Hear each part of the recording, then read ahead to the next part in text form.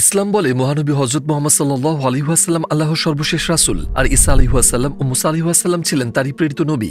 ভাবুন তো, তিনি নবুয়তের আগে নিজ গোত্রের সাথে ৪০ বছর কাটিয়েছেন, আর নবুয়তের পর ২৩ বছর ধরে সেই একই মানুষদের মাঝেই নেতৃস্থানে ছিলেন। তার প্রতিটি কাজই মানুষ লক্ষ্য করত। এখন আমরা দেখব এমন একজন মানুষ, আল্লাহ মাফ করুন, মিথ্যাবাদী হতে পারেন কিনা। একজন প্রতারক বা দরিদ্র ব্যক্তি কখনো রাজাকে অনুকরণ করতে পারে না। অল্প সময়ই তার সব আচরণ প্রকাশ করে দেবে সে যে একজন ভণ্ড।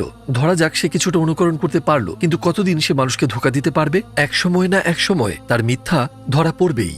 এই যৌক্তিক তুলনাটা আমরা বিবেচনা করতে এবং প্রিয় নবী মুহাম্মদ সাল্লাল্লাহু আলাইহি ওয়াসাল্লামের ক্ষেত্রে প্রয়োগ করতে পারি কি? তার নবুয়তের সময়ে তার চারপাশের হাজারো মানুষ তার জীবনের খুঁটিনাটি সব দিক পর্যবেক্ষণ করেছে।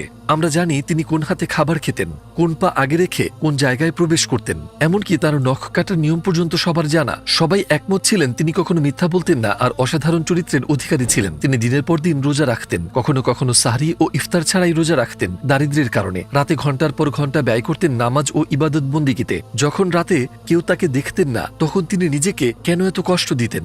একটা মিথ্যার জন্য। ২৩ বছর ধরে তিনি যে ধর্ম এনেছেন সেটি সবচেয়ে ভালোভাবে মানতেন, সবচেয়ে বেশি ইবাদত করতেন।